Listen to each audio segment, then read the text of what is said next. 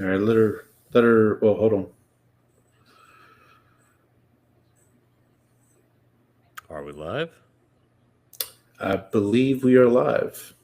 If you want to let her rip. Welcome to Bless Them Boys, a podcast that isn't quite sure when it's on the air and is also still trying to remember that one country artist from that one YouTube channel that he saw that one time. We're one Saints fan and one Cowboys fan, one fan of Who Dat and one fan of Dat Win.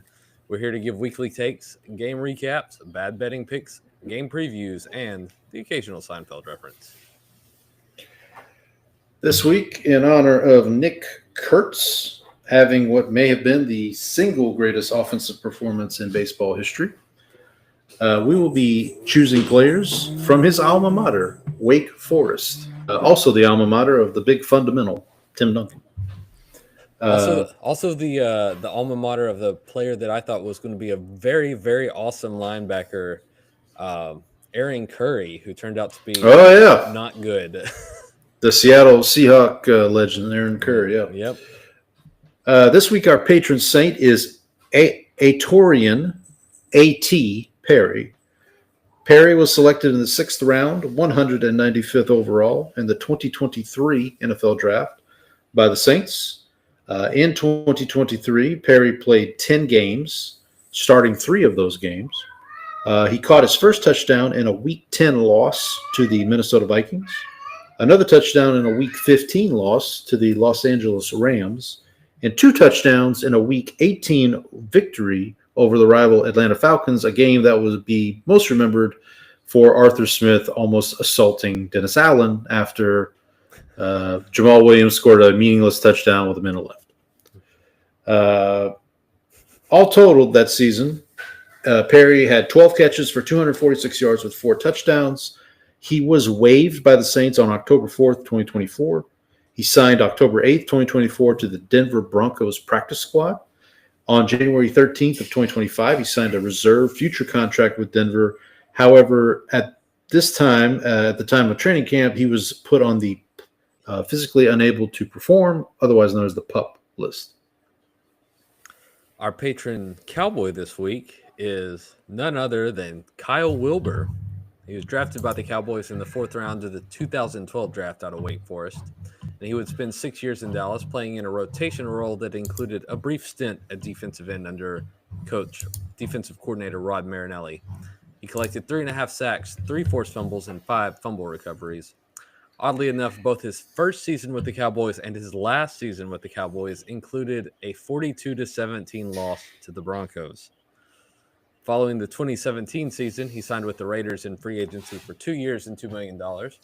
He would play there for 4 years, eventually signing another $2 million deal with the Raiders, before retiring in 2021, a season in which he only appeared in 2 games. Since retiring, he's coached for the Green Bay Packers, serving as a special teams quality control coach in 2023 and 2024 before joining Kellen Moore's staff in New Orleans as the assistant special teams coach. That's not the assistant to the special teams coach. It's the assistant special teams coach. So he will be. There is a little bit of an actual crossover here. Yeah, there you go. Kyle Wilbur. Welcome aboard, Kyle. I'm Paul, the Saints fan. I'm Brandon, the Cowboys fan. We're your hosts. Now it's go time. It's go time. What? You've been married 3 times. That's it. It's go time. All right. So we are live on YouTube. I did just check. We are live on YouTube. And yes, there's a country artist whose name I cannot remember. If at some point in this broadcast, if I just randomly yell out a name, you'll know why. That's what happened. That's what happened. And I feel really bad too, because like this guy I'm thinking of wrote a song, or he spent time in Louisiana, and he like worked in and around where I grew up, and he wrote a song about his time there. And so I interacted with him on Twitter, and he even like wrote back to me. He's like, "Oh yeah, I loved my time there," and whatever. Like, he was really, really nice guy, super nice guy. So it's really killing me that I can't remember this guy's name. Anyway, that notwithstanding, we'll get into more of that here, but let's get through a few housekeeping items here. If you want to contact the show, you can do so via email, blessdemboys, BLESSDEMBOYZ @gmail.com. We're still on X, bless_dem_boys. I'm at Paul Elliott _316, PAULELLIOTT. Brandon is still at Ball from Grace. We're still on Blue Sky. Got to figure out, we say it every week, but one of these weeks we're there. The account exists. The account exists. Reach out to us. We might get back to you. One of these days. As I said, we're streaming live on YouTube right now, but you can also check us out on Apple and Spotify as well. So thank you for doing so. Please like, share, subscribe, leave a rating and review. We're starting our divisional previews next week, so we'd like to get as many people on board for that as we can. Getting into the season, we're coming up on our 1-year anniversary here in September. So thanks for keeping up with us. Thanks for joining us. But tell your friends, tell your enemies, tell the bots. I think the bots are still with us, Brandon. I think so. I think they're hanging in there. All right, we'll get to the football, sports portion of the program. But we here at Bless Them Boys do pride ourselves on being able to discuss other things. Well, enough about fish. I can't discuss other things. That's right. Brandon, do you want to kick us off? Why don't you start with the topic that sent me down this rabbit hole of trying to figure out who this country artist is? So I don't have a lot going on this week. It was a pretty chill week because we've got a bunch of stuff coming up, and we had a bunch of stuff before, and so like this weekend was kind of like just a easy weekend. But I did kick off this week on Friday by listening to the new Tyler Childers album, Snipe Hunter, which is really good. Probably it's been a little while since he's released kind of like a traditional music album. He's done a couple of other things that were more like his take on gospel, his take on I guess more rockabilly stuff. Okay. Rustin' in the Rain, I think would be considered that. But this album was really good. I've actually listened to it in the gym today, and was several songs that I liked. He re-recorded Onita, which is one of his songs that he'd had out that had previously, but had been just like a live recording sort of thing. And so he recorded it. And the album was produced by Rick Rubin, who's like one of the most super famous producers. So it's really good. He also did like a re-recording of another song he had live, which was Nose on the Grindstone. He's got other couple of songs that are really good. Down Under is really good. Cutting Teeth is good. Watch Out. And then what was the other one? Oh, Biting List, which is a song about if I ever get rabies, you're really high on my the people that I would bite is basically the story of the song. So okay. So definitely recommend checking it out. Really good to have like him kind of getting back to his roots with the like singer-songwriter stuff. So that was how I kicked off Friday. Saturday we went to a kid's birthday party. That's always fun. And then I did keep up over the weekend with the Rangers and the Braves, who swept them pretty handily. They had one game go into extra innings that the Rangers won by 1, but the other games were not particularly close. I think the Braves are pretty decimated at this point. But they've climbed back into they've lost a couple of games in against the Angels the past couple of nights. The one last night they had double the hits as 2 times the hits that the Angels had, and they still managed to lose. Probably shouldn't have lost that one, but they've climbed back. They're really close in the wild card race now. I think they're a game and a half back of Seattle, 4.5 back of the Astros, who are struggling a bit right now. Yeah. Kind of Little bit. as we talked about Nick Kurtz, Yeah. who put the Astros through the ringer. You were not there for that game, Paul, but I was not. But you were there for another game.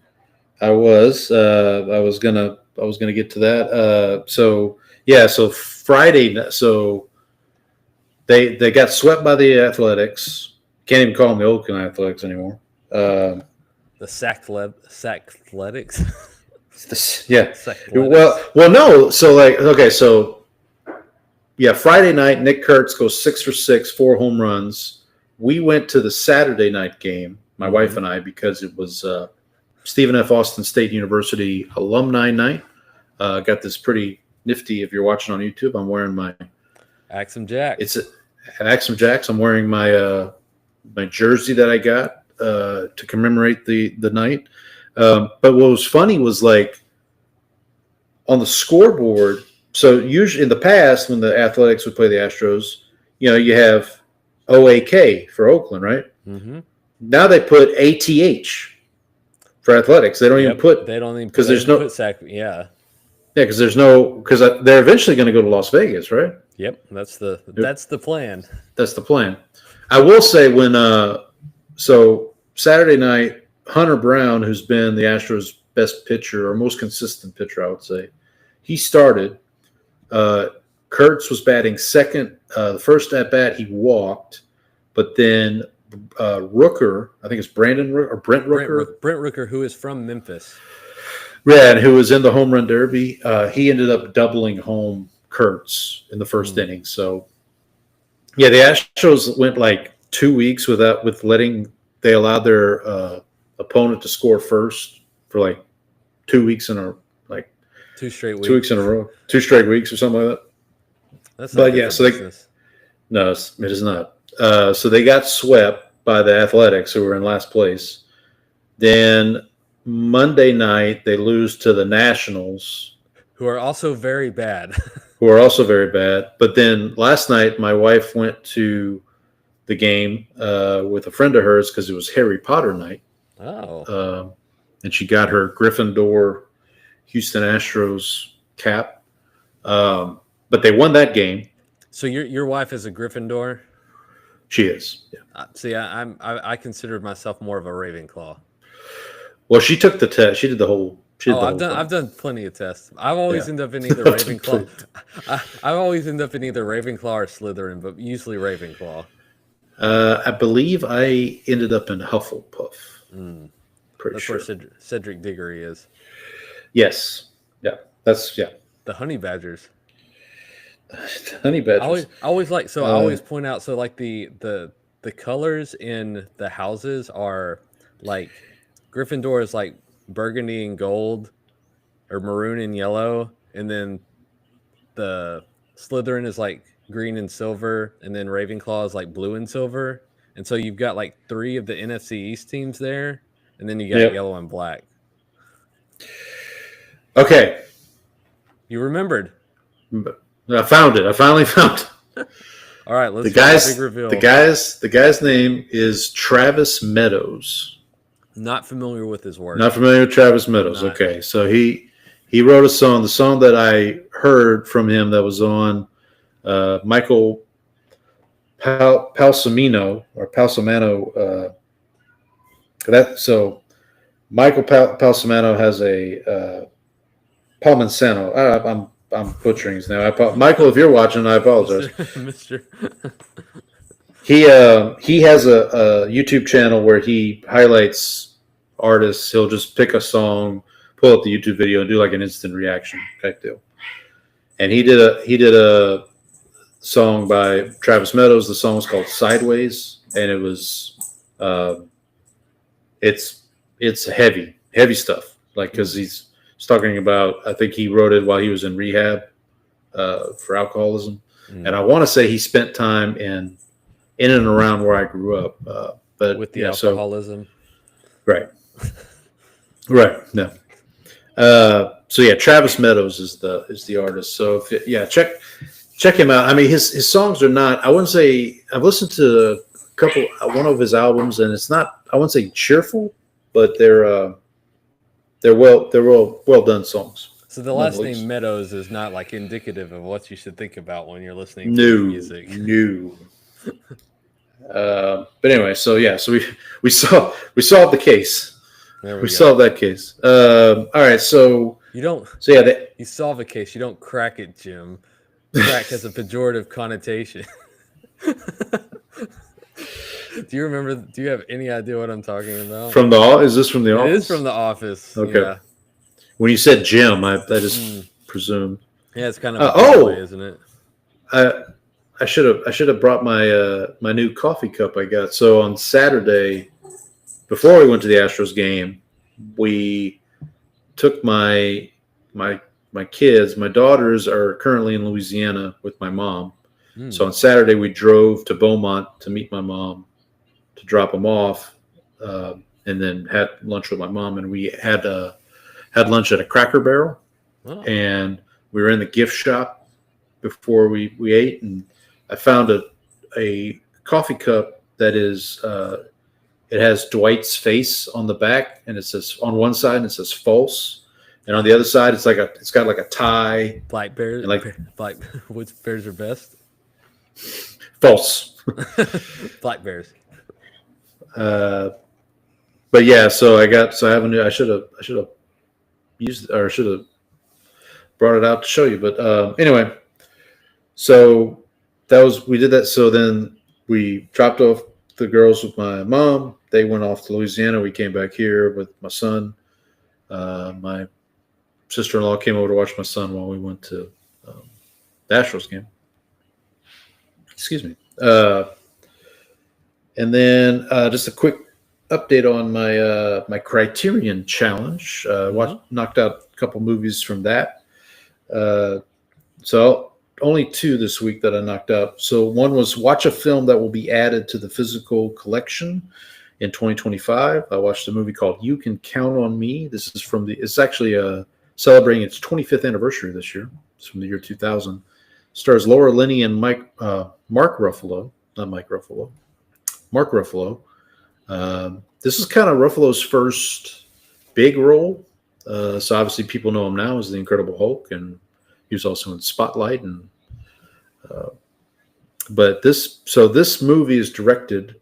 You Can Count on Me is directed by the same gentleman who directed a movie called Manchester by the Sea, which I've probably have talked about on the show before.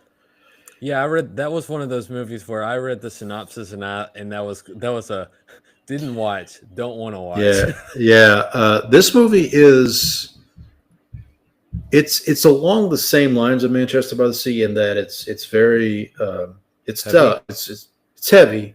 I don't think it's as heavy as Manchester by the Sea, but That's it's still high bar to clear. Right. Well, yeah, fair enough. But so Ruffalo and Laura Linney play brother and sister whose parents pass away when they're young, and then the movie jumps ahead 30 years and kind of catches up with them, how they are handling or not handling what happened, if that makes sense. And then Rory Culkin, so the third the other Culkin, The other Culkin, not Macaulay, not Joe Burrow. Yeah. Not Pavarotti, not Domingo, the other guy. The third Culkin. That's my favorite Culkin. He plays Laura Linney's son.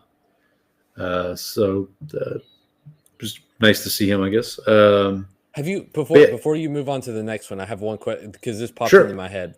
So have you have Netflix, correct? I do. Yeah. Have you heard about this documentary? Amy Bradley is Missing. It rings a bell, but I haven't watched it. I think I'm going to make my wife watch this with me because it sounds fascinating, and everyone says it's like awesome. I think it's like a 3-part documentary series, and so I think this is something I'm going to force my wife to watch with me. So apparently, this woman disappeared from a cruise ship. And like, Yes, I did hear about this. Yeah, no one knows what happened to her. And then like also people have like seen her after the supposed disappearance, and there's all these stories, and so there's like so many open questions.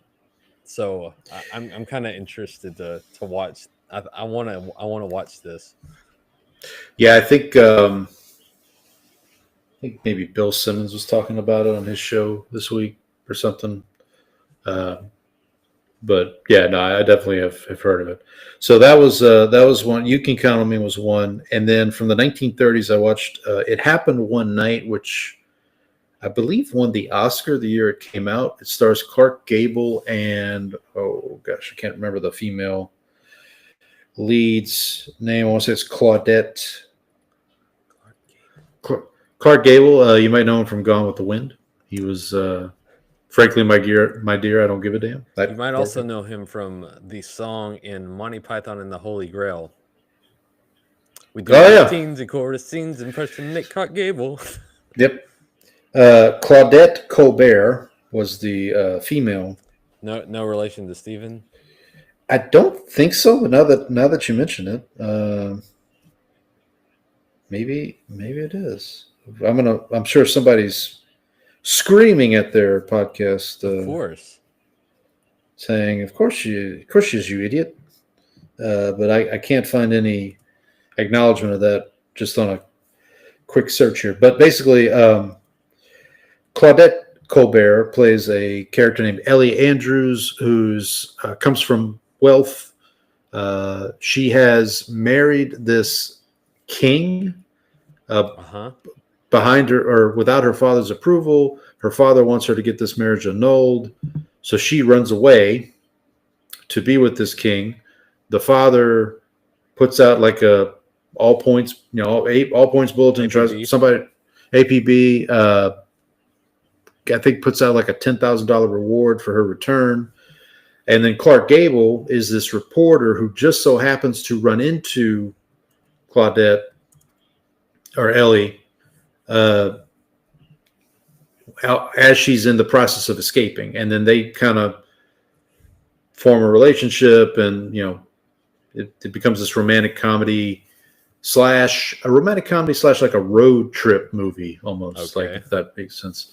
And so and it's it's the 1930s, so it's a little dated, I'll say, but still it's really good. I would be very impressed if something from the 30s was not dated. Right. No, it's yeah. So I would definitely recommend checking it out if you haven't checked it out. I did want to mention we talked about Christopher Nolan last week because I think we both, independent of each other, watched some Christopher Nolan films. But it's his birthday today, I believe. Oh. That's the day we're recording this. Yes, it is. It is. Happy birthday to Mr. Nolan. So in honor of celebrating a birthday yesterday would be one Mr. Dak Prescott. Oh, happy birthday, buddy. Yeah. Did you get him anything? Did you send him any? No, it seemed like he. What do you get the man that has everything? Exactly. You can get Michael Parsons a contract, I guess, but we'll talk about that later. That's a little out of my price range. But in honor of Mr. Nolan's birthday, I watched probably one of his forgotten movies, which is Insomnia, which stars Al Pacino and Robin Williams. Ties in because we talked about Robin Williams last week. And Christopher Nolan last week. So we got all sorts of ties. It's man, I every time I revisit this movie, I forget how good it is. And I have it. I think when we did our rankings, I have it like second to last in the Nolan rankings. But I mean, that's just because everything else he does is awesome.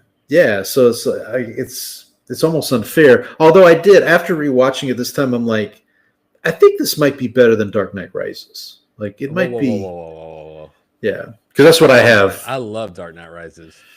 I'm aware. I am aware. You've lost a lot of hair. I am aware. Then I also watched. I mentioned last week, I think, that I was going through the films of Paul Thomas Anderson. I finished my Paul Thomas Anderson filmography. I watched a movie called Licorice Pizza, which I enjoyed very much. It's a very good Yeah. movie. Stars Philip Seymour Hoffman's son, Cooper Hoffman, and it also stars Elena Haim, who's a singer. She's a The singer. band, like the band Haim. Yeah. So Alana, is it Alana or Elena? Alana Haim. Her character in the film is named Alana Kane, Uh-huh. but anyway, so she's the female lead. So basically, Cooper Hoffman plays this. Go ahead. I was just gonna say I didn't even know she was an actress. I just know the band. I think this is the only film she's done, honestly. But Cooper Hoffman plays a high school student. Alana Haim plays an older woman who they meet because she works for like the company that's doing school pictures. So Cooper Hoffman kind of, what do the kids say, rizzes her up, but then she's like, you're 15 and I'm 25. Like this can't happen. This is, and then Cooper Hoffman's kind of one of these, his character's one of these kind of entrepreneurial type of kids. So he's always like hustling, trying to get the next scam. And it's set in like 1970s, San Fernando Valley type, and so there's the oil crisis comes in and that plays a factor into it. So I would definitely recommend, but the highlight of it, as it is with a lot of Paul Thomas Anderson movies, is the soundtrack. Yeah. Does Haim does Haim have a song on the soundtrack? I don't think so. They stick mostly like 70s music. They stick to like music of the time. And Johnny Greenwood does some of the other incidental music, like the but I would definitely recommend this. I really enjoy, like, I put this, if you've seen Boogie Nights, it's kind of in that same vein. Okay. Obviously different subject matter, like it doesn't deal with the porn industry, for example, but if you like Boogie Nights, I definitely would recommend checking out Licorice Pizza. And he's got his new movie coming out here less than 2 months now for One Battle After Another with Leonardo DiCaprio. Can I ask, did they actually eat licorice pizza in the movie? No, it's weird. I don't even think they mentioned the term, honestly. Like, well, what's the title from then? I don't know. I may have missed it. I probably need to go back and rewatch it because I think originally it was supposed to be called Soggy Bottom, because at one point Cooper Hoffman's character sells. That just makes me think of Oh Brother, Where Art Thou? Yeah, so at one point Cooper Hoffman's character sells waterbeds, and at one point he says, "Oh, this is our latest model, the Soggy Bottom," or whatever. So, but yeah. So if anybody, reach out. Again, somebody's probably. I figured I did a quick Google search, Paul. Apparently, Licorice Pizza was a Los Angeles record chain. Okay, so there you go. Because vinyl records, they're black, and then they are round like Licorice Pizza. Oh, yeah, there you go. There you go. There you go. But no, I highly, even though I didn't know what it was about, I definitely recommend checking it out. Then speaking of Cooper Hoffman, I watched a film starring his dad, his late father, Philip Seymour Hoffman. It's called Before the Devil Knows You're Dead.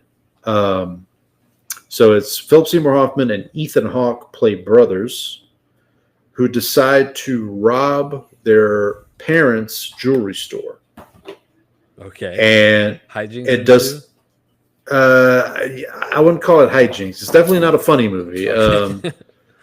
But yeah, let's just say things don't go as planned, and there's consequences. I'll just say it's directed by Sidney Lumet, who he directed like things like Dog Day Afternoon, 12 Angry Men. Like, did you ever see? Speaking of like heist movies, did you ever see Hell or High Water? Oh yeah, it's been a while. I need to go back and rewatch it. Movie. It's been a while, but But yeah, this movie, Before the Devil Knows You're Dead, it I had heard good things about it.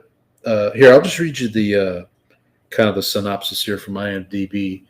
When two brothers organize the robbery of their parents' jewelry store, the job goes horribly wrong, triggering a series of events that sends them, their father, and one brother's wife barreling towards a shattering climax. So, uh, the the father is played by Albert Finney, Okay.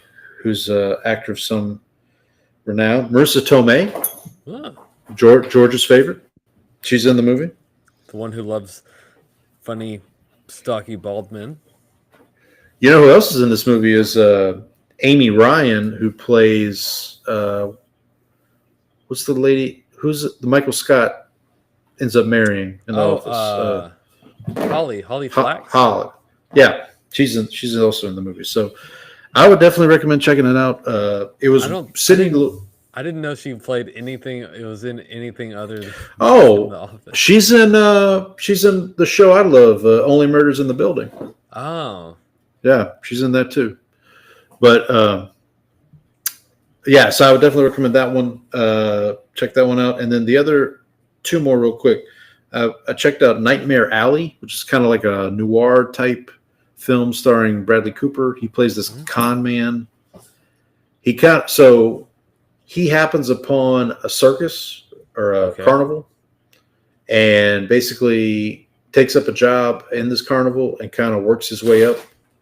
Makes friends with the some of the carnies, and like the eventually, bearded lady. I don't think there was a bearded lady, but there's it's mostly like there's like the psychics, like the people who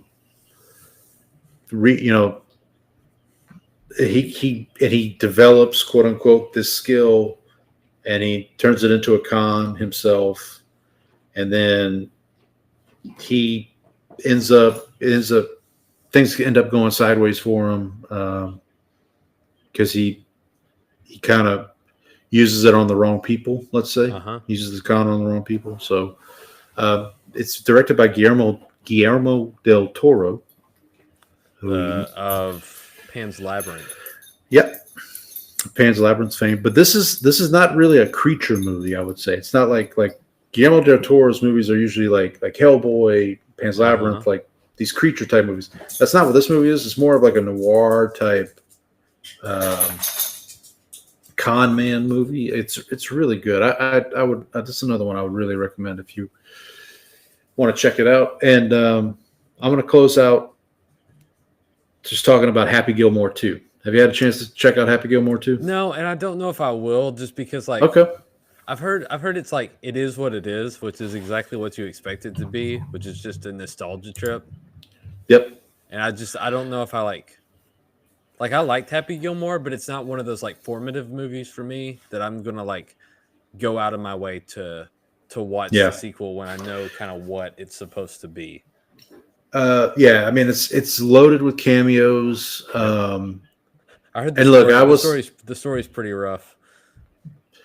Yeah, the story's rough, but I mean it was fine. I enjoyed it. My wife and I watched it together. We had a couple good laughs. A very good effort from Bad Bunny.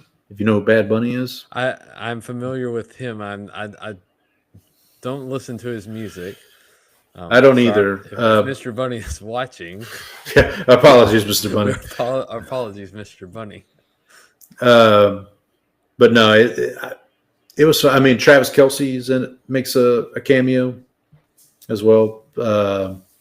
They actually get like real golfers, like Jack Nicklaus, your guy Scheffler, Scotty. He's in there. Rory McIlroy. Yeah, like. In fact, he's the one that got arrested, right? Yes, he is. Okay, so they make fun of that in the movie. Yeah, he's like pretty. He like kind of laughs about it too. Like he thinks it's funny too.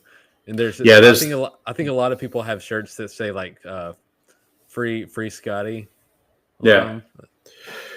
Yeah, there's a moment in the movie where he gets restrained by police officers, and he says, "Oh no, not again," or something like that. So, uh, anyway, no DoorDash incidents this week. Nothing to report They there. really cleaned up their act. You see the power of our show, Paul.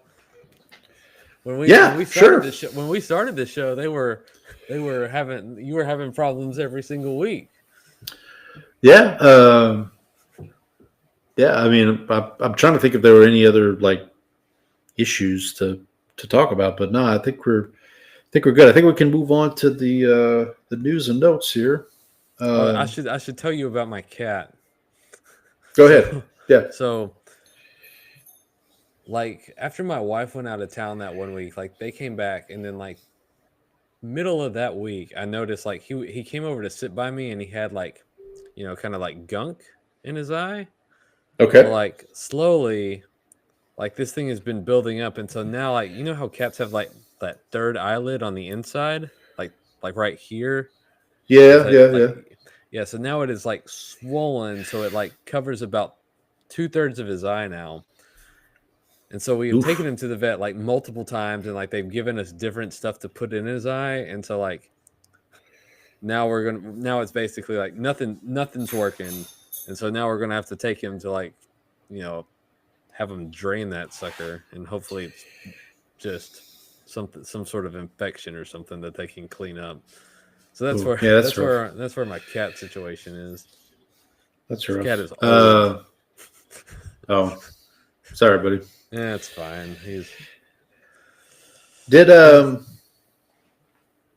you have a movie to recommend for me this week? Or no? It's okay if you don't. No, you need to. I've been meaning to tell you this. You need to watch Macbeth. The Denzel Macbeth? Yeah, the Denzel, because you have Apple. You have Apple TV Plus. I do. Yeah. Put that on. That's the one. It's been on my watch list for a while, so this is a good excuse to. Yeah, and I meant to tell you this last week because like I took my kid to see like the play, in Kilgore, and so like we watched the movie beforehand so that I could kind of like prepare for the like Shakespeare talking. But it's great. I will tell you that the witches are I think the witches are kind of steal the show a little bit. But Denzel's great. Speaking of Apple TV Plus, did you see that our beloved Ted Lasso, they're back at it? Their season 4 has started recording or shooting. Yeah. Oh, they're shooting. Okay. So no. Yeah. So what'll happen is I will wait for the entire season to come on, and then I will do 1 month so I can so we can binge it really quickly. Okay. That's the plan. Okay. Yeah. So what's funny is about going back to Tragedy Macbeth for a second. So I have it on my watch list on Letterboxd, and I have it set up to where if anything on my watch list on Letterboxd becomes available to stream, I get an email that says, "Hey, this movie's now available on Hulu, or it's now whatever." Mm-hmm. So I get this email the other day that says, "Tragedy Macbeth now available on Apple TV Plus." I'm like, "Yeah, it's always been like." What are you talking about?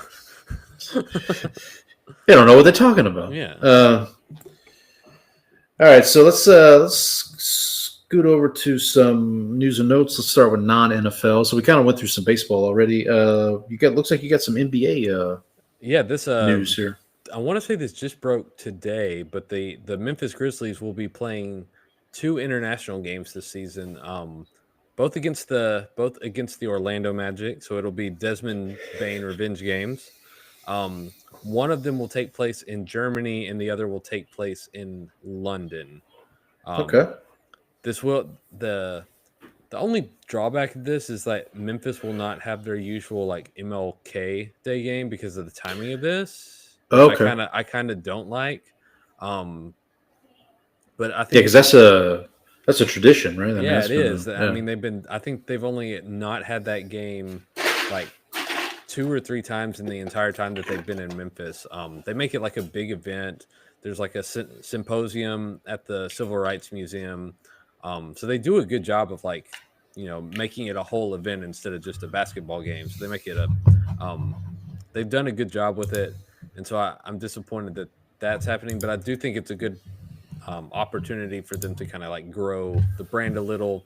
Ja's been doing this like world tour with Nike. He was in Japan and dropping new shoes and stuff. So hopefully he's healthy for those games. So we'll see if he lasts that long. Oh yeah, that's true. It's a good opportunity for the team, but I also like there is a little bit of a drawback there.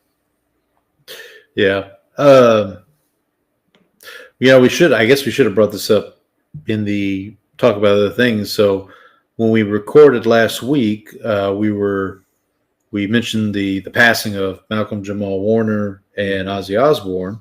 And then I think you said something about, okay, well, who's going to be the third one? And then the next day we got the news that Hulk Hogan passed away. Yep.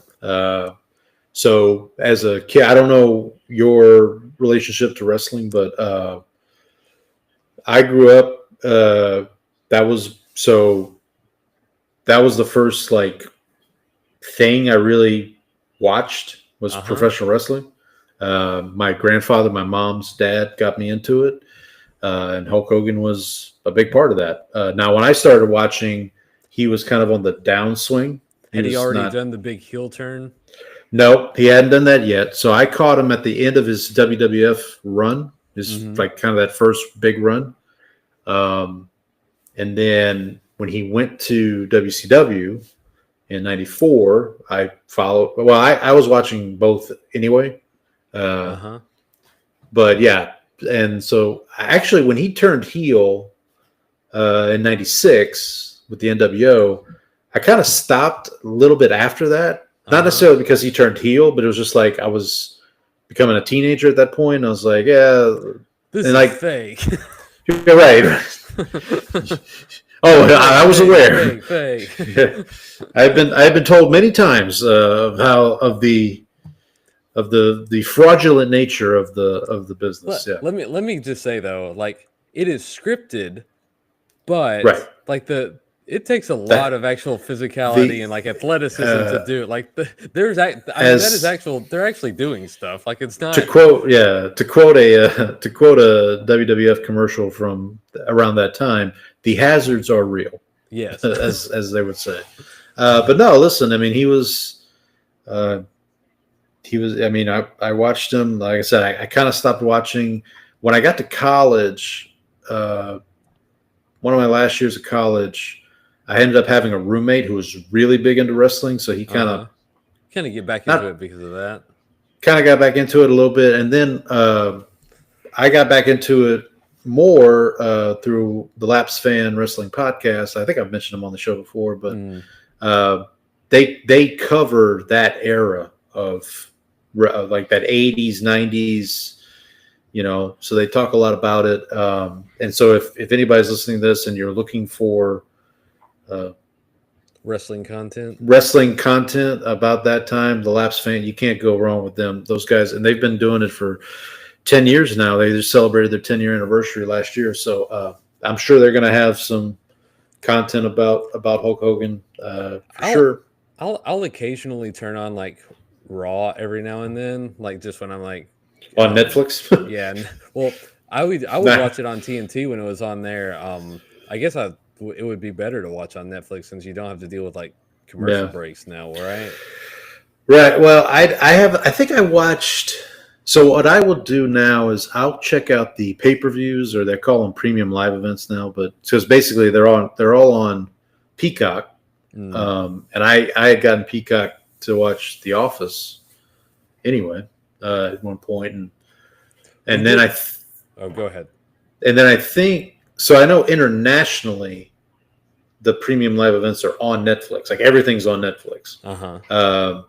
But when I first found the Laps Fan, they would do each week they would cover a different pay-per-view from back in the day, and this is when they had the WWE Network, which was like a standalone streaming service, and then eventually that got rolled into Peacock, and I think in international markets they still have WWE Network, but not in America. But yeah, I still keep up with it every once in a while. I mean, it's definitely not what it used to be from. Yeah, so they talk about it on like the Chris Vernon show. Like they talk about it, so I kind of pick up a little bit of it through osmosis. And then like we had friends in college in our dorm that were like big wrestling fans, and so one year we all got together, went out to somebody's house. Like Yep. everybody pulled money for like snacks and drinks and whatever, and we just went out there. We all chipped in for the pay-per-view for WrestleMania, and like Okay. just watched it and like hung out, and it was awesome. And like it was like a lot of fun. Yeah. Like I love like WrestleMania is always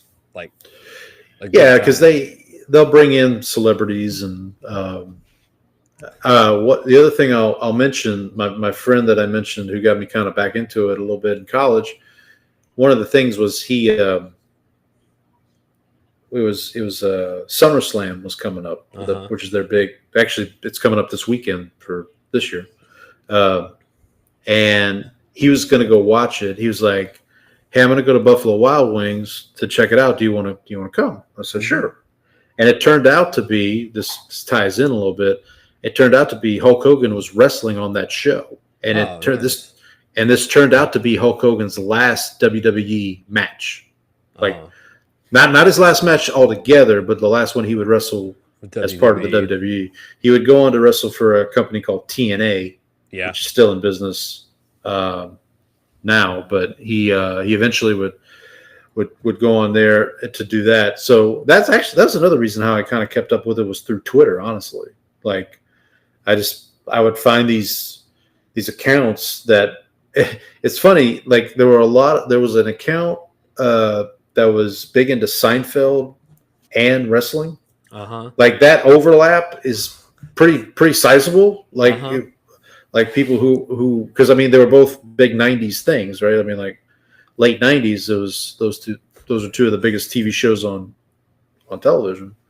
But yeah, so yeah, we lost Hulk Hogan, and then like yesterday, Ryan Sandberg passed away. Yep. This legendary second baseman for the Chicago Cubs. You're also forgetting that we lost Chuck Mangione. Oh yeah, the same. Yeah, I kind of felt bad for him because like he passed away on the day Hulk Hogan died, and it's like nobody cared. I'm worried that we're going to get a third King of the Hill related death soon. Because John Redcorn died. Okay. And then and Chuck Mangione, who was also like randomly, and there were a bunch of like bits about him with him in King of the Hill. Like there was one so they had this their Walmart was called Megalomart. And so there's one episode where you find out that Chuck Mangione's living in the Megalomart, and they're like at night trying to like hunt him and stuff. And there was he would just pop up randomly, or his song would be playing in like out of nowhere. So I just think of him with King of the Hill. That's what I associate Chuck Mangione with. So I'm worried that we're going to get a third King of the Hill related death at some point. Well, yeah. Well, if we wake up tomorrow and we get some news, we'll know what happened.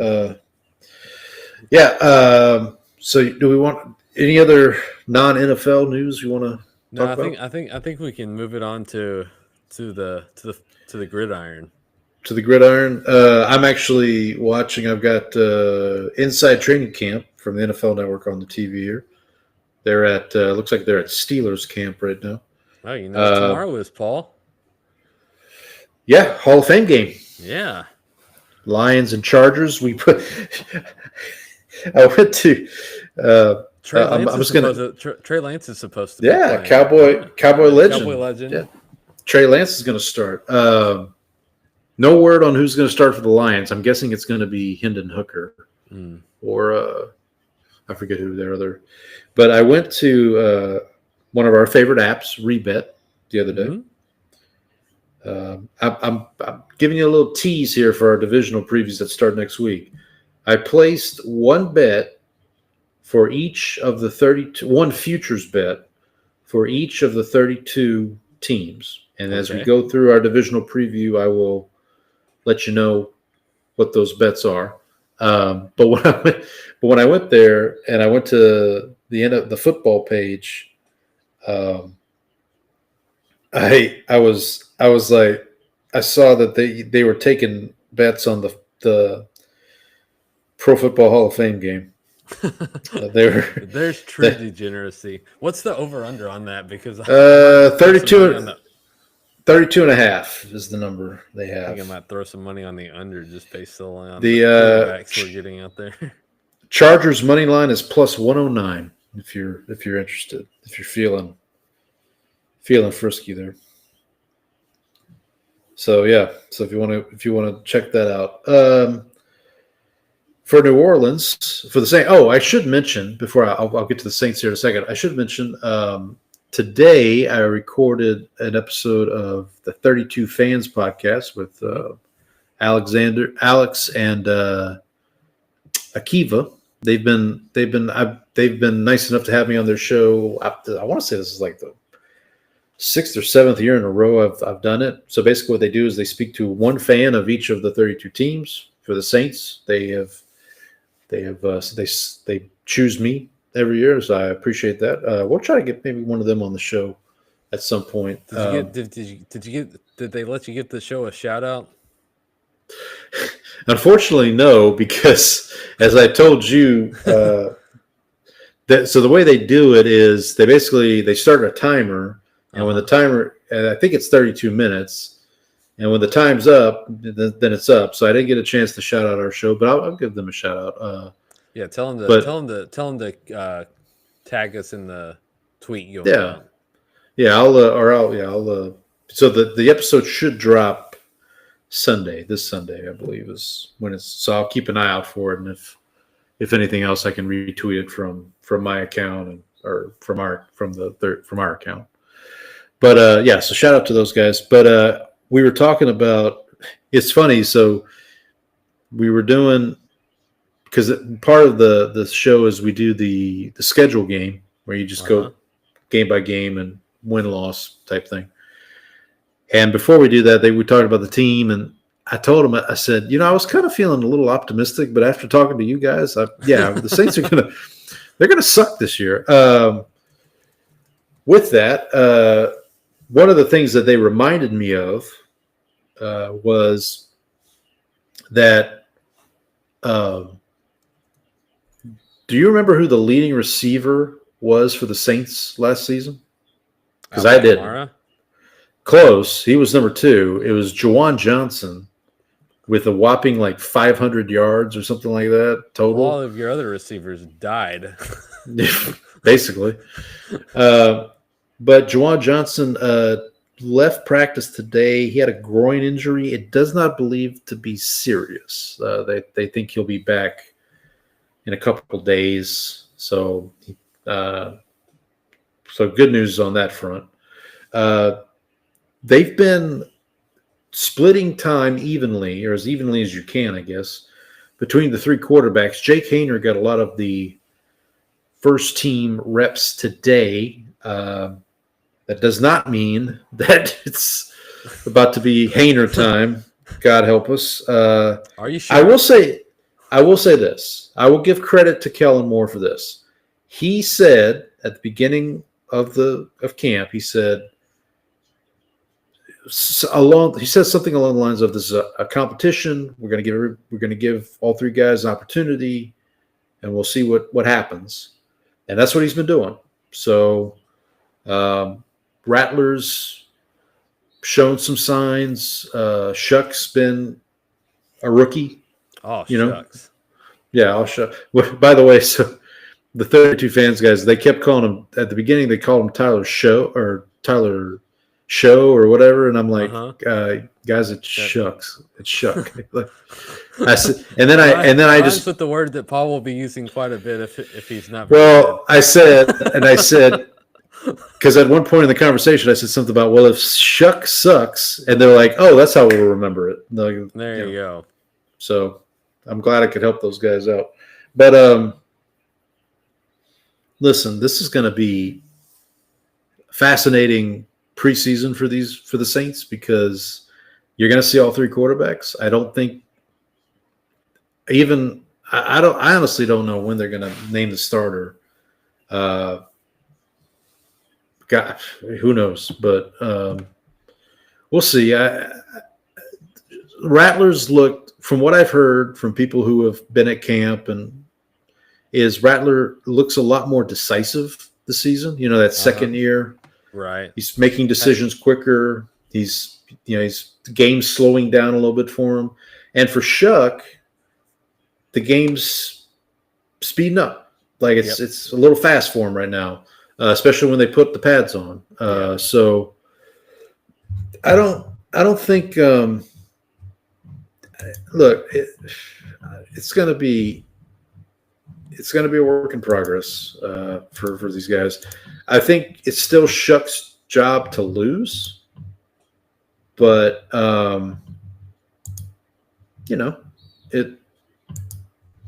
Rattler's not making it easy for him. It looks like so. Just so you know, I threw a couple of dollars on the over for the tomorrow night's game. What was it? 32.5? Was that the number? 32.5. God bless it. Where's Newman when you need him? No. You're gambling again, aren't you? Oh man, that's some degenerate behavior on your part. I'm trying to think what else the Saints. I know, yeah, like I said, they apparently, one of the highlights of today's practice was they were doing like a 2-minute drill. And it was like a less than a minute situation, and they called a running back a draw play, kind of out of the blue. And Bears legend, shout out to Andy, the Bears fan, Bears legend Velus Jones Jr. took it to the house on a running back draw for like. So I mean, certainly a name there. And that was one of the things I said to the guys from 32 fans. If the Saints have any hope of their offense being competent, passable, it's going to be Kellen Moore. If Kellen Moore can scheme, and I use the phrase scheme around the quarterback, which sounds ridiculous, but I mean, scheme around the Rosie.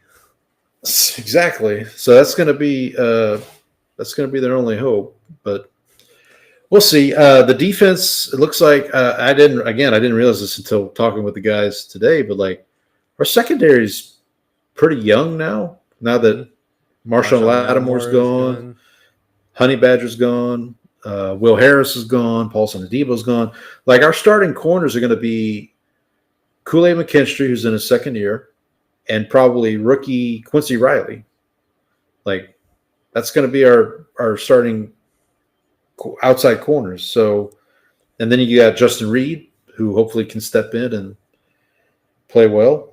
Julian Blackman, we talked about last week. Oh yeah. But, and apparently, from what I've heard, Julian Blackman's settled in pretty nicely to start here. So, I've got to look. I feel like I'm missing somebody in the cornerback. Is it Travis Meadows? Is that who it is? No. Alontae Taylor, of course. Yeah. Rico Payton, Isaac Yadam. This is our secondary that I'm talking about. Ugo Amidi. Yeah. Sure. Sure. Yeah, why not? Looks like Chase Young might be back, kind of. Okay. From what I'm hearing. What do you mean? Is had he not?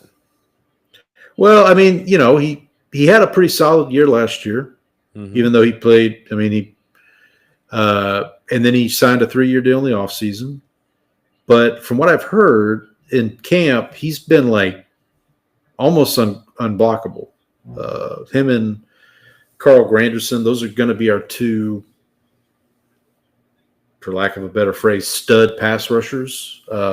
That's going to be our pass rushing duo. That's our Micah Parsons and Donovan Izaraku.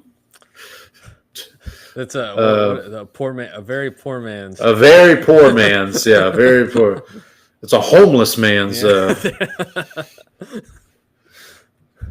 Hey, Um, speaking of Micah Parsons, you want to take it, Brandon? You want to yeah, talk about The Cowboys signed someone to a contract, Paul.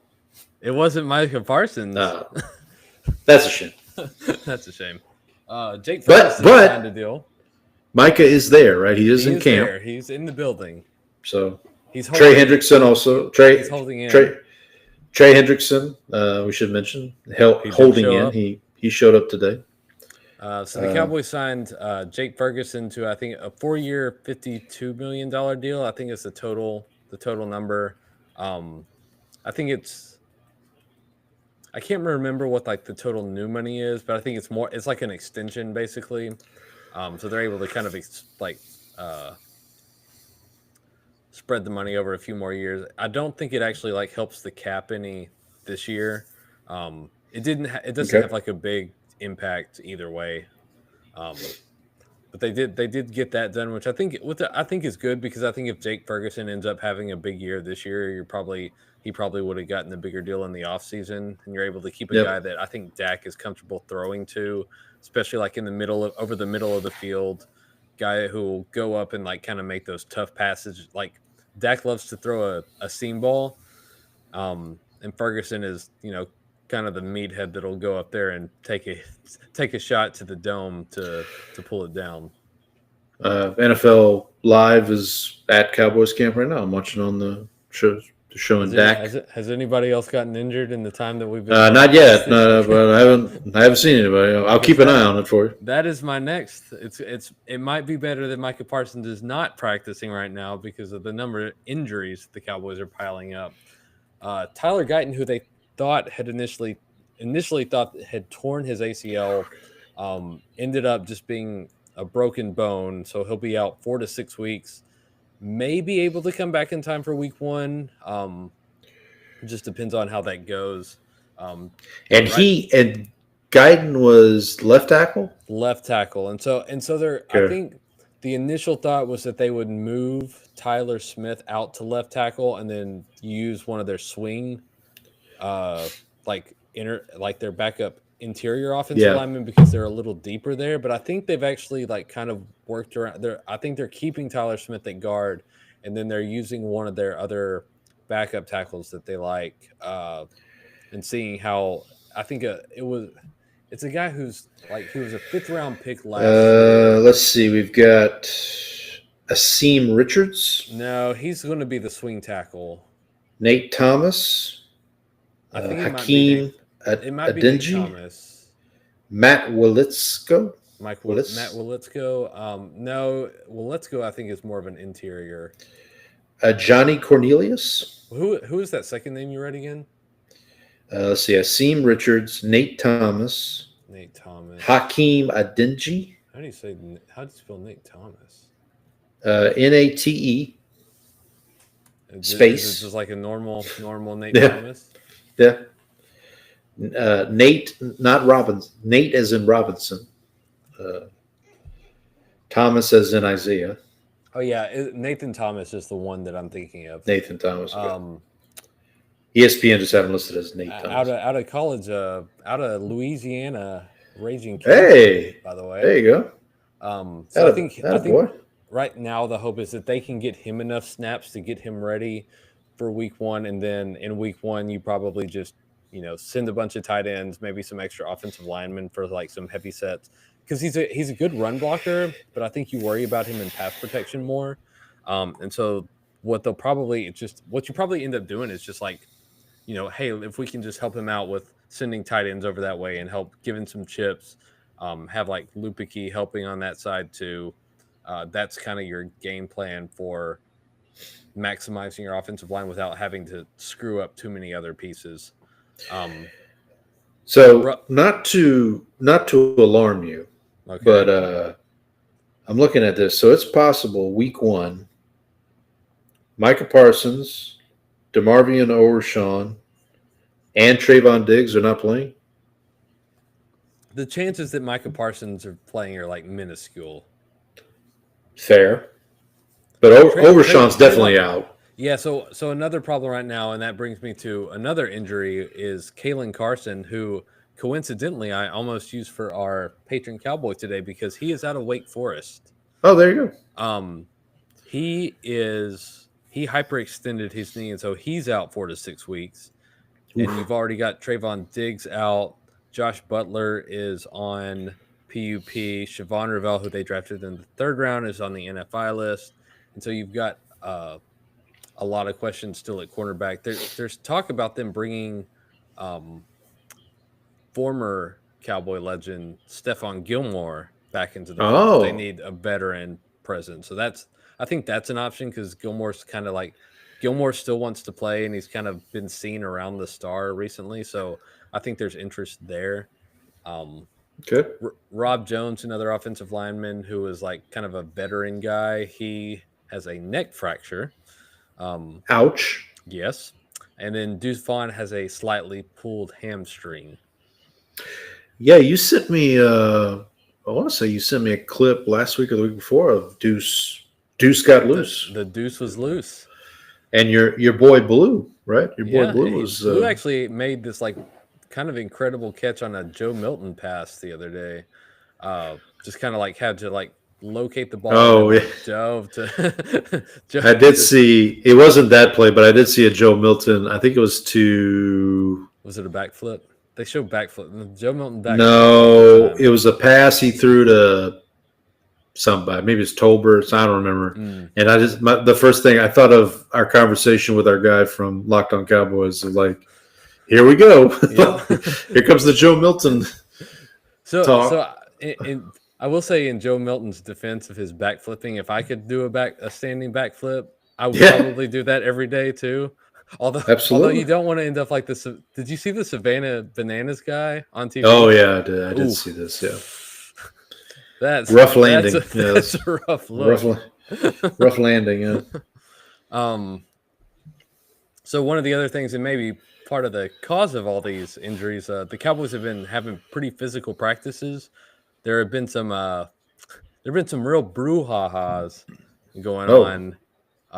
So Schottenheimer today, he said, "Y'all want to effing fight? Then come on, get to the sideline." And he made him run sprints because he's like, wow. He's like, I've told you can be physical, but like you gotta like know where the line is. And so like he said that's enough. We're running sprints. Also, Andrew Booth is apparently good now. Hey, there you go. Like days of like multiple like pass breakups going on. So like, last year my Andrew Booth jokes were all Booth. We must be Abe Lincoln because Booth is killing us. This year we might. Oh my God, I remember that. we might have a different angle. I haven't seen a Booth put on this killer of a performance since Our American Cousin. Man, you never miss. It's just it's amazing. But other than that, Miss Lincoln, how was the play? They're showing the 2024 PFF position ranks for the Cowboys offense. Quarterback 30th, running back 24th, receiver 18th, tight end 27th, and the O-line 22nd. It was pretty bad. Saints were worse, probably. Oh. There's a feather in my cap. There you go. Alex on the show. He said the Saints became the first team to win their first 2 games by 20 or more points and then lose 7 in a row. So yeah, sounds about right. It's quite an accomplishment. Sounds about right. I think that's anything else from the Cow. Okay. No, I think that about covers it. I will say it looks like David Carr is there for NFL Network at Cowboys camp. So I don't know if that's a good sign. Speaking of people getting murdered, yeesh, woof. All right, let's see. What we got in the rest of the NFL going on here. I did a quick scan of the NFL headlines on ESPN and NFL.com. Kenny Pickett has an injury, so that'll throw that quarterback race in Cleveland into a real 3-man. It's a 3-horse race instead of a 4-horse race. Did you see our guy Flacco was showing off the wheels the other day? No. He had He had to be flushed from the pocket, and he just took off running. And His wheels are like the covered wagon wheels. Those are the wheels Right. he's working with. Whatever works. Then I saw Shador. Like the spiel I saw about Shador was that he looks good until there's pressure. Like once there's pressure, he's kind of like Shuck, right? Like it's that's gonna. You would think you would have that under control after the offensive line he played under in Colorado. He should be used to that. Yeah. Isaiah Likely is scheduled to undergo foot surgery. I have to tell you, when I looked in the notes and it said likely foot surgery, I was like, who? Who's got a likely? Who is it? Where's the subject? They're actually showing that on. Me. Maybe I have. Maybe I'll likely have foot surgery. Yeah, they're showing that on NFL Network right now. It says he could. I didn't see a timeline though. Well, I just saw they think 6 weeks. He could be ready for week 1 at Buffalo. So we'll see. What's up with Cam Ward? Cam Ward apparently came out and said that their offense currently looks rather mid. So okay. Apparently things are not going well over in Tennessee. I'm sure Brian Callahan loved to hear that. Well, actually, he probably was like, "What does mid mean?" I have finished going through the Tennessee Titans schedule and doing their win losses. I'm not sure if you're ready for what I have them marked up as, because I have their offense quite a bit a little bit worse than mid. Yeah, spoiler alert: they're not making the playoffs.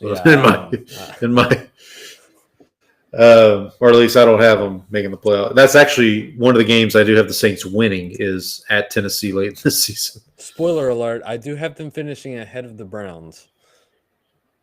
Yeah, me too. Yeah. Not by much. Not by much. Me too. Let's see, what else we got? Zach Moss released? Was that? Yeah, apparently I think he was on the PUP list because he ended the year last year. Like he signed a 2-year, $8 million deal with the Bengals, and then had a neck injury last year, and I think he's still on the PUP list now. Okay. Moss is actually one of the running backs that the Cowboys new analytics office wanted them to go after last year, but I think the Bengals just ended up shelling out more cash. So I don't know. I mean, the Cowboys kind of already have a stocked up running back room, so I don't know if there would be any interest there just because of the fact that they had interest before. You know what the Bengals could do with that extra money they saved by cutting Zach Moss? Reinvested in the Browns family fund? Sure, they could do that. Or they could put it towards paying Saints legend Trey Hendrickson. But who has now shown up for camp though? He has shown up for camp. He's a hold in, not a holdout at this point. Join the Micah Parsons party. Yep, there you go. We should, I guess, mention briefly the Christian Wilkins story. Have you been following this? Is this the Vegas Raiders? Yeah, so he signed a big deal with the Raiders last offseason, and then last week it was announced that he was being cut by the Raiders, and the Raiders were recouping $30 million. Yeah, and then it was a pretty hefty sum, and Wilkins filed a grievance through the NFL Players Association, which obviously that's kind of a poop show right now with the whole. Who knows if we'll ever find out what happened from those? Yeah, I mean, so the executive director resigned. The whatever J.C. Tretter's title was, he resigned. More like J.C. Trader, if you ask me. Yeah.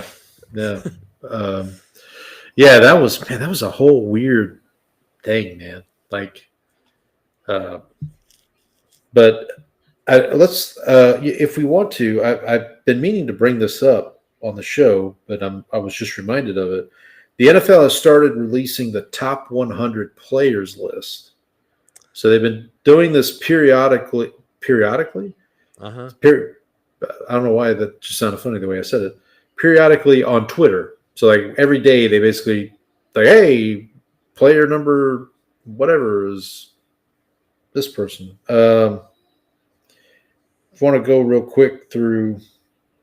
Just kind of. Have you seen? Has any of these names caught your eye? I know Dak's already been. Yeah, listed, right? I never give. I don't. The very old man yells at cloud. I don't care. I don't care about your stupid list. Alrighty.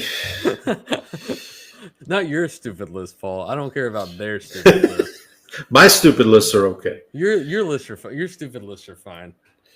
I'm just looking through. I just see Tua Tagovailoa is number 91.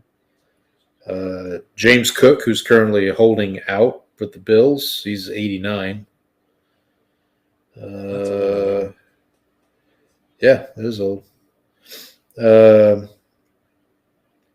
was Dak? He was in like the 70s, wasn't he? Something like that. Let's see. Yeah, Dak Prescott, 79. Ranked ahead of Dak Prescott, Khalil Mack, T. Higgins, Vita Vea, Patrick Queen, Bobby Wagner, Christian McCaffrey. Is Patrick Queen still good anymore? Apparently, he is the 75th best player in the NFL, according to. How about Sam Darnold coming in at 72 ahead of Dak? Sure. Yeah, I'm sure that won't come back to haunt Mr. Darnold. Let's see. I'm just kind of looking through just to see if we find any. Jordan. I mean, good for Sam Darnold that he like resurrected his career, but I'm curious about how that looks in Seattle this year because I am a little skeptical. Here's some other quarterbacks. 68, Jordan Love. At 64, Bo Nix. Bijan Robinson at 62. Wait, whoa. What? You didn't hear about this whole scandal. Oh. It's Bijan. Oh, okay. I did see something about. Yeah, it's not Bijan. It's not Bijan Mustard. It's Bijan. Bijan, okay. Even though he has his own Dijon Mustard. Maybe that's why we're mispronouncing it. Bijan. Maybe it's your fault. Mustard? My apologies, Bijan. Matthew Stafford, 59. Joe Mixon, 58. So the Texans had like 11 players on the PUP list when they started camp or something, and he was one of them. I don't know what's going on with the Texans there. Yeah, that's going to be a problem. Justin Herbert, 56. Justin Hebert. No, not Hebert. Herbert. Herbert. And then the most recent reveal was number 55, Aiden Hutchinson from the Lions. So congratulations to all those that got listed. No, I did not see any Saints. We probably won't see any Saints. Maybe next year. Maybe we'll see some Saints. Maybe next time we'll see some Alvin Saints. I'm guessing Micah's going to be in like the top. Yeah, he'll be up there. He got to be up there, right? Yeah, I would think so. Speaking of Bo Nix, their NFL Network is now at Broncos camp. A lot of buzz around the Broncos. A lot of buzz. We'll see. We'll see what you and I think about it. I have finished going through their schedule. I do have a record for them. Okay. Let's not spoil. Let's not spoil. That will be the last division. That'll be the last division that one of the last divisions. Yeah, the West. We'll go West last. Yeah, we'll go West last. You never watched You were probably too old for the SpongeBob. Yeah, it was a little past my My kids are into it. So but- one of the very first episodes was they were looking for treasure, and so they were following this treasure map, and it's like we take 10,000 steps east, and so like they do Okay. the 10,000 steps, and then they're like dying. It's like, where's the X? And he's like, we took 10,000 steps east, and Patrick goes, oh, east. I thought you said west. It's like, what kind of compass are you reading? He's like, Patrick, you idiot, that's west.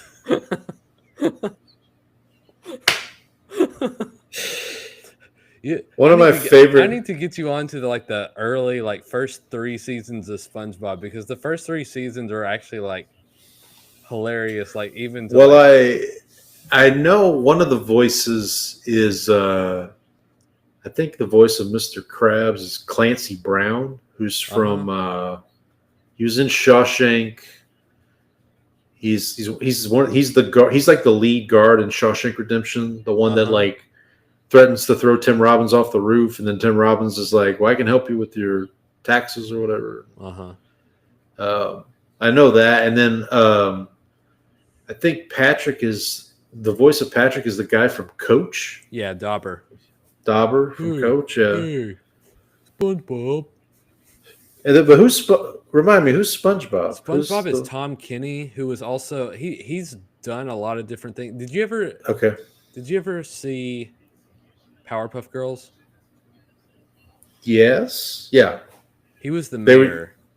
Okay. They used to come on TBS around the same time as baseball or wrestling when I was, I'd watch. So he's been in a lot of different things. I think his name's Tom Kenny. Okay. Sorry. So they're at Texans camp now, the NFL Network. And there's a stat up here. It says the Texans are the only active franchise to not appear in a conference championship. Does that sound right? Does that sound right? This is the Lions. I guess the Browns. Yeah. I mean, they did. The old Browns. The old Browns. Yeah. Ernest Biner. Oh, yeah. Yeah, the Lions have now because they blew that game against San Francisco. San Francisco. Brutal. Yeah, again. Yeah, I just had the Jaguars did. They made it their first or second year. Tennessee. They also made it one time with Bortles. 1 year against the Patriots where they lost 2017, I think. That was the year. That was the same year. That was 2017. Yeah, because that was the same year as the Minneapolis Miracle. That's right. Because I remember there was this image of the Final Four quarterbacks, and it's like Case Keenum, Nick Foles, Blake Bortles, and Tom Brady. It's like, which one of these is not like the other? Oh man, I remember So I should also, on the 32 fans, Alex, one of the hosts, is a Vikings fan. So it feels like every year I'm on the show, he brings up the Minneapolis Miracle or. Do the Saints have any sort of thing that you can fool? Well, I mean why don't you just the 2009 NFC Championship game? That's what you should bring up next time. Oh, I do every once in a while. I do, yeah. So off the Minneapolis Miracle. I'll put a hit out on you. I'm gonna call. What was the guy? Who was the player that was like? Oh gosh, where's my money? Yeah, I'm gonna call Anthony Hargrove. I'm gonna call Anthony Hargrove. I thought we were gonna have another Travis Meadows situation on our hands there. I could come up with that name. Any other news from around the NFL? I don't think so. Okay, Brandon. Well, it's warming up in Houston. Still a little warm. I'm sitting under a vent though, so I think I feel a draft. I feel a draft. Do we have a topic for this week? I don't think we do. But we'll figure something. Let's play Immaculate Grid at least. And okay. maybe something we'll get inspired. Something Something will pop up. will pop up. Oh, I forgot C.J. Gardner Johnson's with the Texans though. Oh yeah, that's right. Did they trade for him? He wasn't. They did. Yeah, it That was a pretty good Kenyon. pickup. They traded Kenyon Green to the Eagles for C.J. Gardner Johnson. The Apparently, Texans can I tell you the Texans have had the dumbest offseason. yeah. Like I don't. What is your plan? Like I don't get it at all. Have you been keeping up with the Saints offseason by any chance? Because that was pretty bad. Uh, fair. I mean, but you did get rid of Derek Carr, so that's like a net But positive. they really didn't. Like they fell ass backwards into that because this Carr just retired. Like that was Hey, you take the wins where you can, dude. yeah. Fair enough. All right, so we'll figure out a draft topic here in a minute. But if nothing else, we'll play Immaculate Grid number 742. Our rows are the Philadelphia Eagles, the New York Giants. You love this game already, Brandon. And the Denver Broncos. Our columns are the Washington Commanders. So all three Cowboy rival NFC East rivals are on this grid. Yeah, and we're not on here. And you're not. The Miami Dolphins is the second column. And then the third column, a new category, a relatively new category, 20 or more passing touchdowns in a season. So do we want to play regular rules or bizarro rules here? Yeah, let's just go regular. Regular rules. Okay. So we'll do low score. We flipping a coin. How we deciding who goes first? Pick odds or evens. We'll do the random number generator again. All right. I will go odds. Number is 60. That is not an odd. That is not an odd. So you will get to kick off here. I will go first this time. All right, we're going to start bottom left corner. Washington, Denver. Okay. I'm going to go Capri Bibbs. Okay. 0.2%. So I'm going to check. I have a standard go-to on this, but I know it's going to be more than 0.2%. I don't think I'm going to be able to best you here. Well, let me try this. I'm going to go with a legend of Tulane University. I'm going to go with Patrick. Well, hold on. Let me make sure I got the right square here. Patrick Ramsey. 0.6%. Oh, not bad. So, yeah, gave it a fighting effort there. My usual Washington, Denver is Mark Schlereth, but I knew that would be that wasn't going to get you. That'd be too much. All right, is it to me? You're up, Paul. Let's stick with the Broncos, but let's go to the 20 or more touchdown passes in a season. I'm pretty sure I couldn't use Patrick Ramsey for that. But let's see here. Obviously, we have the usual suspects, the Elways, the Mannings. Mm-hmm. But the name I'm going to go with, or I'm going to try to go with here.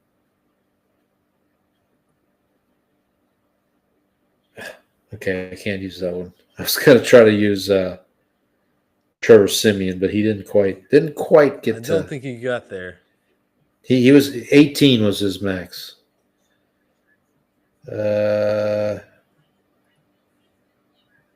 Let's go with Cowboy legend Kyle Orton. 5%. Okay.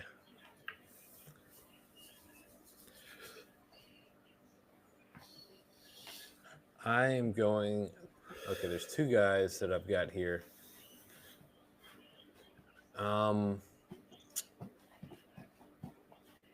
Let's go.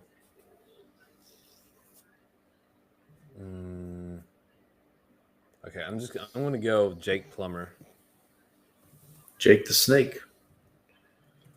11%. Okay, so I'll get that one. So we're tied at 1 here, Yep. and the pick is to you, sir. All right, let's go with. Okay, let's go Eagles 20+ passing touchdowns. All right. Randall Cunningham, Cowboy legend. Cowboy legend, 11%. That's low. I thought it'd be way higher than that. I figured that there's going to be like. I mean, I figured Jalen's probably the highest, and then and then McNabb. Those are going to be your two big ones, right? Yeah, I'm gonna go. So it's Eagles 20 or more passing touchdowns. I'm gonna go Jaws. Ron Jaworski. I just thought he might be bigger because of the ESPN connection. Yeah, 9%. What was yours? 11. Yeah. So we also could have gone Carson Wentz, Nick Foles. Yep. One of those. Okay, so it's the point is to me here. Your choice now. So I will go. Let's just finish up that 20 or more passing touchdown column. Let's go with the New York Football Giants. And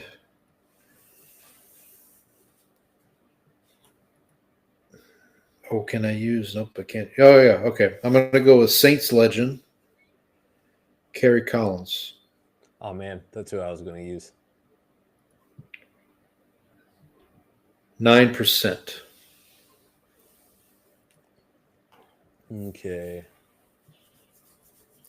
While you're contemplating there, I was hoping to use on either the Eagles or the Broncos for 20 more. I was hoping to use Bubby Brister, but I guess he just didn't. Yeah, he didn't throw enough, did he? Yeah, guess not. He stuck around the league long enough. He just never got to.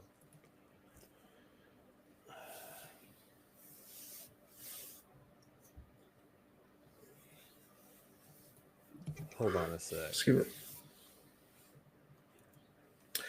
I will hold. Please hold. I will hold.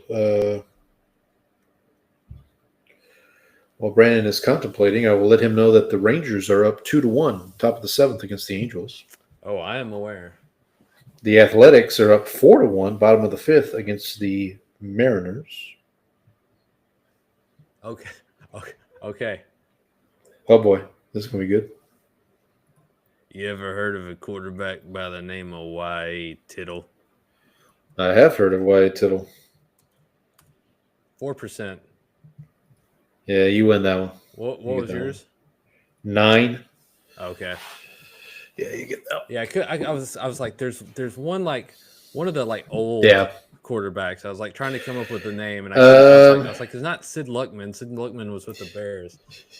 You had a Travis Meadows situation. Yeah, I did have a Travis Meadows. All right. So Could you have used Fran Tarkington? Yeah, Fran Tarkington would have been. Yeah. Or Earl Morrell, or what was this other one here? I just saw Charlie Connolly. So you got a couple options here. Okay. All right, whose turn is it? Yours? I'm up. I'm going to go.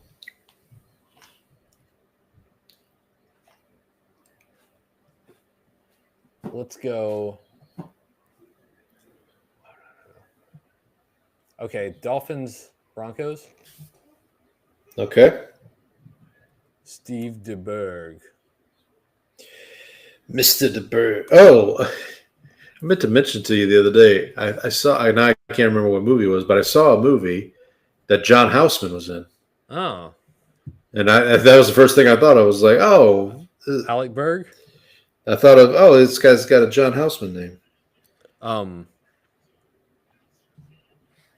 Okay, 0.5%. For Mr. DeBerg. For Mr. DeBerg. All right, let's see what we can scramble together here.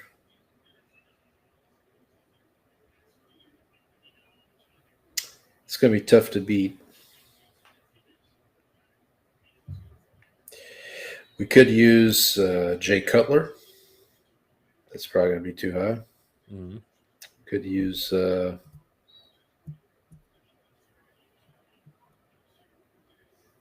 Wasn't there another quarterback that played for both of them?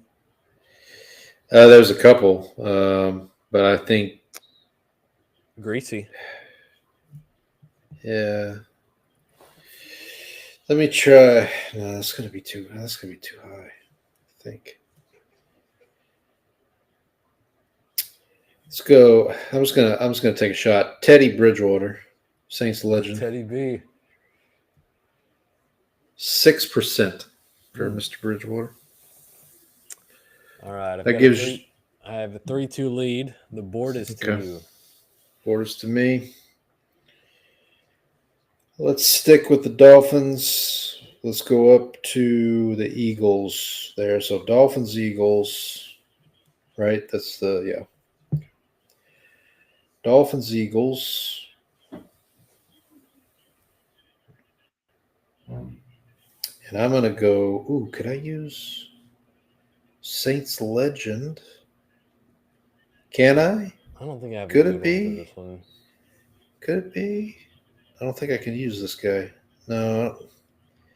Did he not play for the Dolphins? Maybe he did. Oh, he did. Okay. All right. I'm going to use Saints legend Kiko Alonso. Mm. 10%. Okay, I'm going to go. This is the only guy that comes to mind right now. I think he's a Super Bowl champion with the Eagles. Okay. Jay Ajayi. Oh, running back, right? Whoa, 42%. Jeez. I wasn't expecting Yikes. that. Woof. Say hello. Say hello, Mr. Ajayi. Gosh. All right. I will take that. I will take. Was not expecting that. That one to great. pop up. All right. Okay, board's turn. to me Your now. Borders to you. Yep. We got 3. We're tied at 3. Got 3 left. So Okay, I'm going to go Miami, New York. yep. We're going to go with. Let me make sure I'm spelling his name right. University of Memphis legend, Okay. Bobby McCain. Not Bobby Bear. I said Dolphins Giants, right?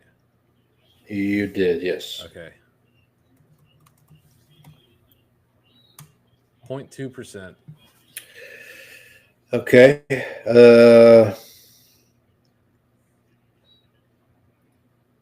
Oh. Go with another Saints legend here. Sammy Knight. Coat. Oh, Sammy Coates. Sammy Knight, 0.1%. Ah. Thank you, Sammy. Appreciate you. All right, we got 2 spots left here. It's an all NFC East Yep. affair here. So let's start with the. I guess we'll do Giants Commanders to start. We'll save the 2 NFC Championship teams for last. Giants Commanders. There's a UT. There's a Longhorn legend I could use here, but that's going to be too high of a score, I believe.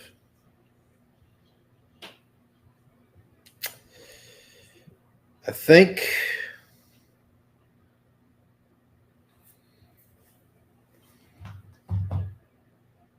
it's a couple. I am going to use a Cowboy legend. Alfred Morris. 14%. Ooh. That sucks.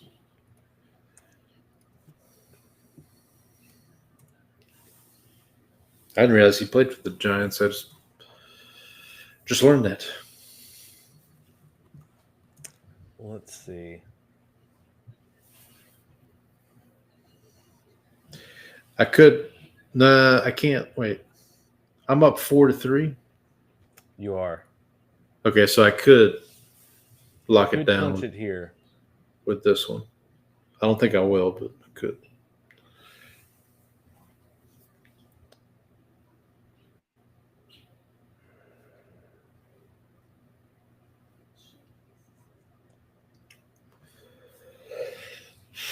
Oh. Friend of the show. Not friend of the show, but one of our fan favorites. Okay, it's like we have a friend. Did Mr. Landon from Locked On Cowboys play for the? Mr. Richard Shiner. Oh, of 0.6%. course, of course. Oh man, it's been too long. And so I have control of the last square here for the tie. Yeah, so hang on. So real quick, my total score, let me do some quick math here. 18, 23, 33. Oh, you're going to crush me in total score. You're going to beat me by you're going to beat my 47. Jay Ajayi square with your whole. So my score is 53. So it's like 53, 54 right now. The reason I bring this up is because what I could theoretically do is you name a player, I could just take that player. No, but then you can seed the square, remember? I do, which would be a tie.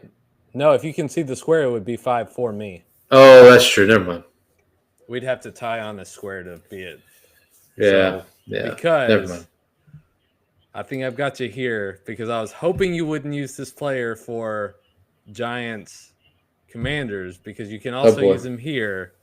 Oh, Mr. boy. I have played for every NFC East team. Another Cowboy legend, Jose Cortez. Oh, Come on down. I forgot about those. I was like praying. I was like, don't.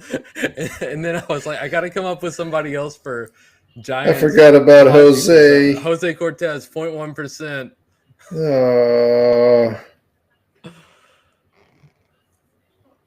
Jose, can you see?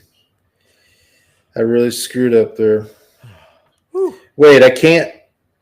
No, I guess I can't use. Richard Shiner never played for the Eagles, did he? He did not play for the Eagles. He only played for Washington and New York in the NFC East. That's Screwed me again, Costanza. Screwed me again, Costanza.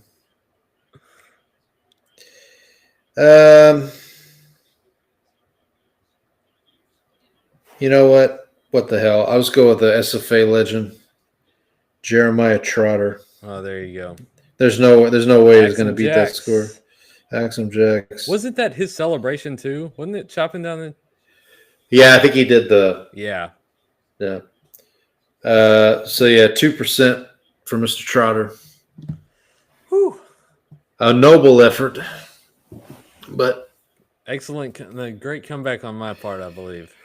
yeah, I ended up with 55 as my total score. I had a great score, Paul.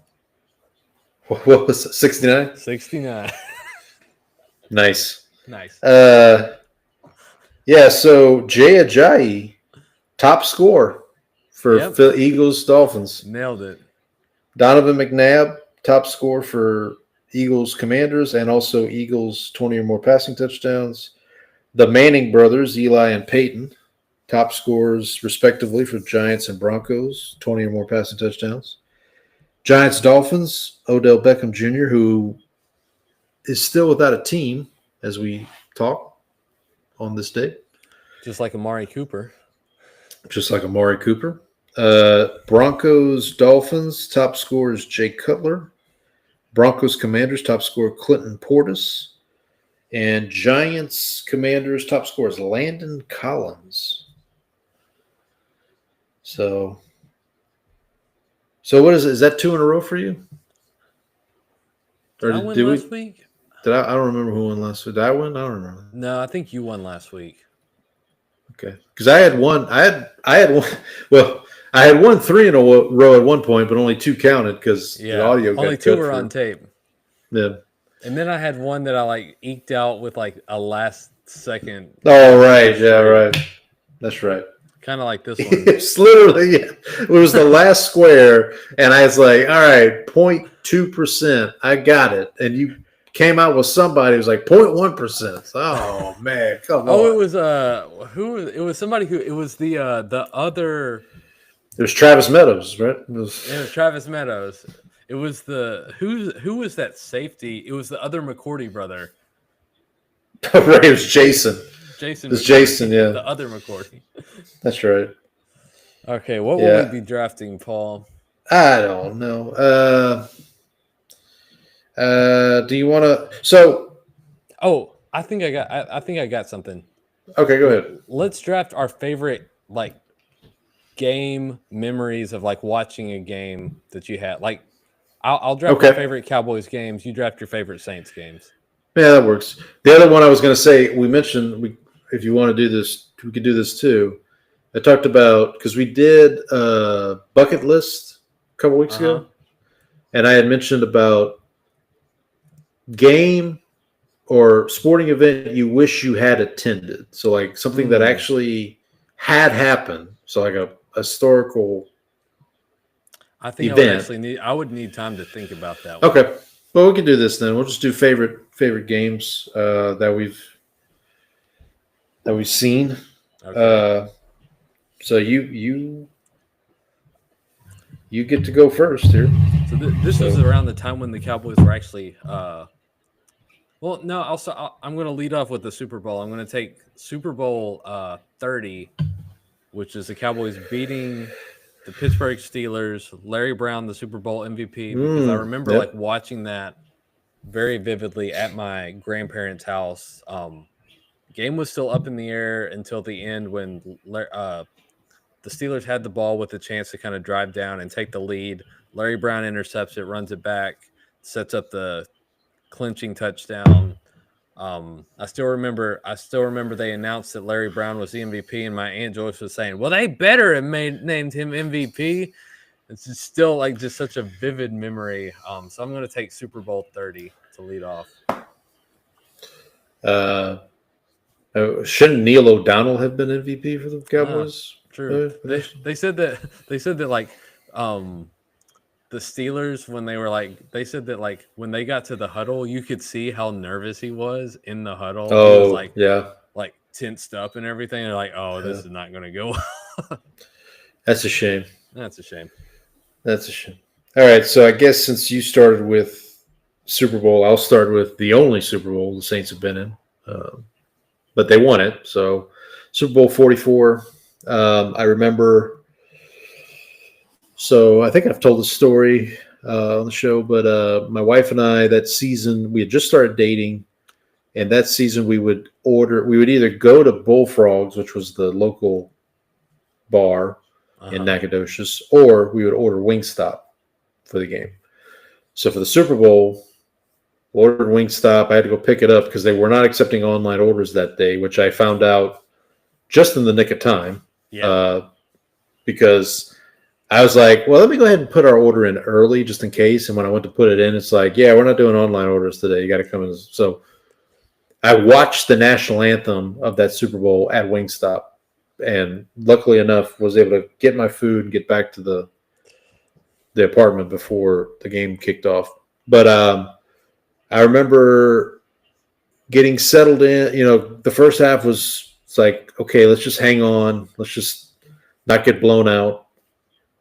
And then getting settled in for the second half, it was kind of, all right, let's see what happens. And the onside kick, ambush, whatever you want to call it, happens. And I just remember thinking, like, wait, what's going on? Like, why are they, what are they, what are they doing? What's going on here? No, because I kind of turned away. And then when I look back at the screen, I just see this pile forming. And I'm like, did the kicker fall down? And like did the, so and then I just remember thinking like, oh man, we actually got a shot, you know. And then of course Manning has the ball. They're down a touchdown. They're driving. It's like, okay, well, here we go. We have seen this movie before. And Tracy Porter just steps in front of that slant pass, picks it off. And I just remember jumping. I've never jumped that high in my life before or after. I was like, I just remember yelling, "No flag, no flag!" Because if you go back and watch the play, the late great Will Smith, it looks like he does a block in the back on Manning on the return, but they didn't call it. And I just remember thinking like, holy crap! Like this is going to happen. And it did. Obviously, tainted a little bit with the Bounty Gate stuff, but that's for me. Like I don't consider that Super Bowl in my mind isn't like tainted.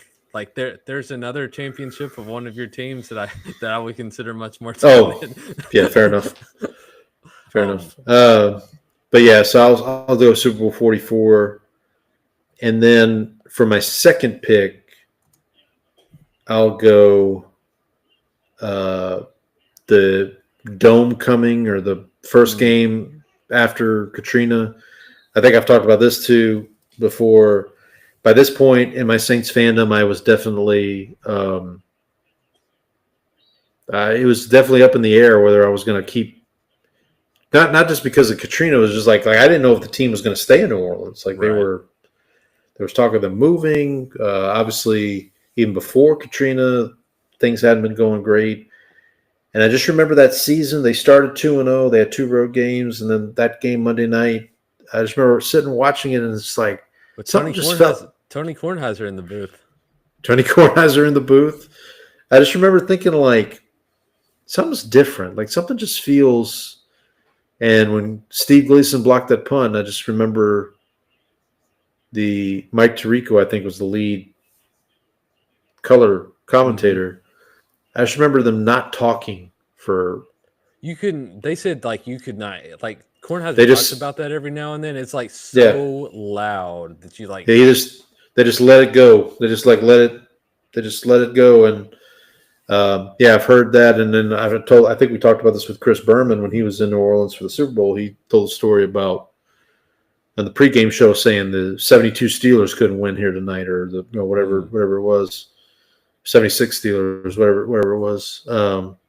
72 Dolphins. But yeah, 72 Dolphins was what I was mixing up with. But yeah, so that'll be my first 2 picks. So Super Bowl 44 and the dome coming.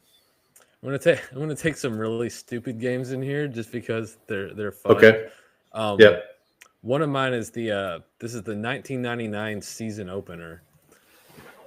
Okay. Because this was in Washington against the Redskins, and so the Redskins are up 21 points in the fourth quarter, and I want to say I can't remember. I want to say it was Gus Frerotte at that point. Oh God, Gus Frerotte. Was it?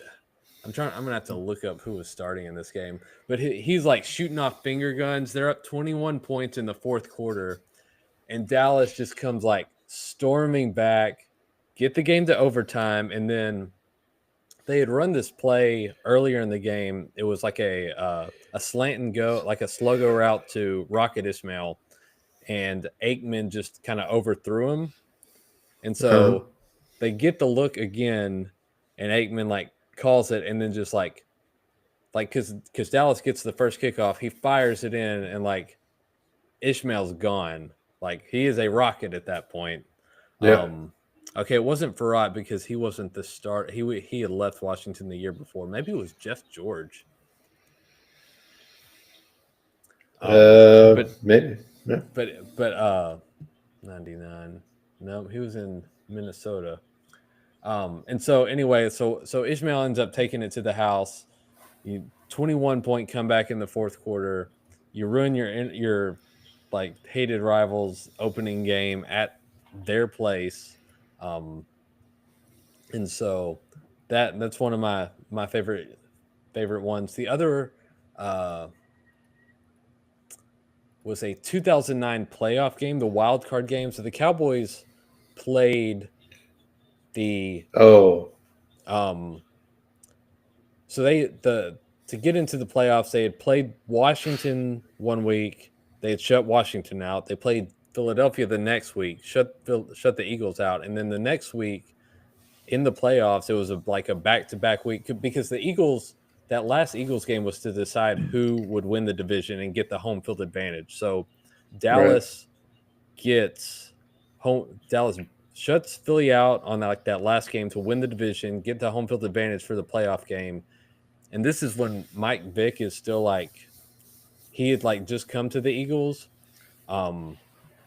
There's one play where he fumbled the ball and he was going down for it, and you could see like he didn't want to like extend his arms to reach for the ball, so the Cowboys pulled it out. Like they just like beat the teeth into the Eagles that night. And that was like I had just graduated from college, and like I was having trouble finding a job and stuff, and so like it was kind of a downtime, and so like having the Cowboys like actually beat the Eagles like that was just like an emotional boost. Like I kind of needed that. They also ended a certain team's undefeated season that year. Oh yeah, that's right, Mr. DeMarcus Ware. Maybe that'll make it into the list. Oh, yeah. I'm sorry, I didn't mean to get ahead of you. Oh, that's a good idea, Paul. What a great. So the 2009 wild card win against the Eagles will go in there. All right, Paul, you got your last two picks. Oh, did you make two? I did. The 99 season opener against Washington. Okay. So far I've got the Super Bowl and I've got the Dome. The Dome coming. I'm going to go with. I'm looking up. I'm trying to remember this game came up. So okay, I'll start with this first one because I know what 2009 season. It was a game against the Washington, whatever they were called at that time. And this game was so up to this point in the season, the Saints had, we'd had comeback victories. Like we had a game against Miami where we were down at halftime, had to come back and win. But this game with Washington was like the first real, like, okay, we might actually like lose this game. And there was a play at one point. So we're down 10-0 after the first quarter. We rally back. We're tied at 17. Washington goes up 27-20 at the end of the third. And then there's a play. Let me find it here. I think it's in the fourth quarter where, and I think I've talked about this play on the show before. Actually, no, it's right before halftime. Sorry. This play right before halftime where Breeze is dropping back, kind of stumbles. He throws it up. LaRon Landry intercepts it. As LaRon Landry is running the ball back, Robert Meacham comes over and just takes the ball from him. Just literally strip sack, catches it, and runs it back for a touchdown. It officially goes down as a 44-yard offensive fumble return for a touchdown. And that tied the game at 17. I sent you. I don't know if you mentioned this because I was looking up the quarterback, but did you mention that I just sent you this recently? I think you did. Yeah, I think this is. Yeah, this is. You did. Yeah, and I remember because the other thing about that. So that happens. Well, then the Redskins, as they were called at the time, they take the lead. They go back, take the lead. By the way, the quarterback. The quarterback for Washington was at the time Jason Campbell. Oh, I remember it. Jason Campbell. So they take the lead back. The Saints get a 53-yard touchdown pass, Breeze to Meacham. They tie it at 30, go to overtime. I remember there was something weird that happened in overtime where the Saints ended up with like a chip shot field goal to win it. I just remember like at the end of the game, we were watching it at Bullfrogs, and Hartley kicks the field goal. Saints win. I looked up. I looked at my wife and said, "Let's get the hell out of here." I feel like I just stole something from Yeah. because it was one of those games. It was like there's no reason why the Saints should have won that game, and just everything fell into place, kind of for them. The other game, I'm gonna have to find this. Just give me a second. It was It was 2009. 2009, yeah, against Washington. So I found the quarterback for Washington in that 2000 for that 1999 season opener. It was Yeah. Cowboys legend Brad Johnson. Okay. Oh God. All right. This one, Brad Johnson. God bless him, wherever he is. Super Bowl champion Brad Johnson, That's true. for the record.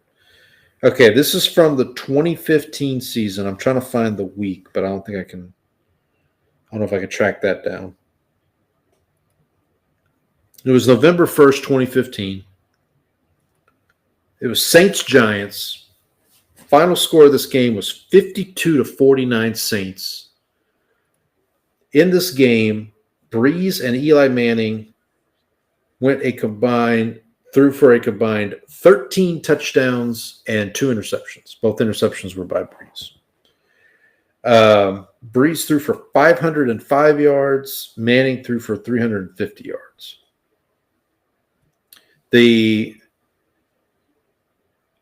So this was definitely a defense optional affair. As many of the Saints games of that era were. Right. So it was at halftime it was 28-21 New Orleans.